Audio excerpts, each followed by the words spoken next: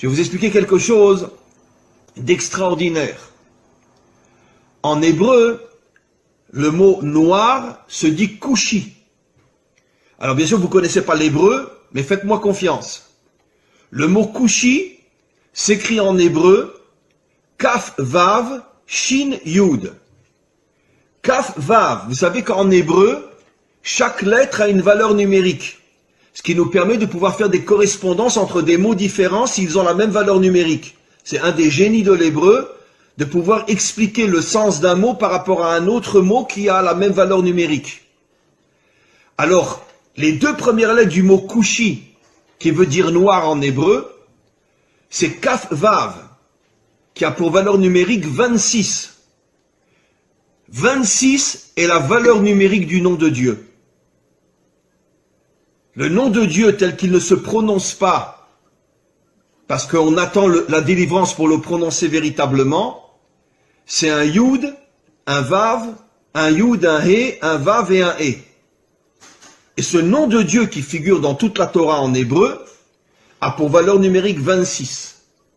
Après vous avez Ku, donc Kaf Vav, le nom de Dieu, le véritable nom de Dieu, le véritable nom de Dieu dans le mot, donc qui fait allusion aux Africains, aux Noirs.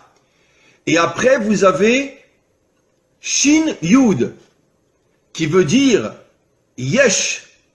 Ça veut dire que Kushi signifie Yesh Hashem, il y a Dieu. Ça veut dire que dans l'Africain se trouve Dieu. C'est absolument incroyable. Dans les peuples africains se trouve le Dieu authentique qui a pour nom Yudke Vavke. Incroyable. Ça veut dire que, caché à l'intérieur des peuples africains, se trouve le véritable Dieu. Et c'est pour ça que, en hébreu, on appelle le noir Kushi, qui fait allusion à Yesh Havaye, Dieu se trouve à l'intérieur des peuples africains. Incroyable. Mais vous devez au fur et à mesure prendre conscience que vous devez vous réveiller. Vous devez dévoiler la dimension royale qu'il y a en vous. Vous devez vous débarrasser de vos habits d'humiliation, d'esclavage, etc. Et prendre conscience que le masque qu'on a voulu vous coller, c'est justement pour vous empêcher de devenir ce que vous devez être. Et vous allez devenir ce que vous devez être. Mais pour ça, encore une fois, il faut vous renforcer sur le plan spirituel, sur le plan moral, et petit à petit sur le plan des actions aussi.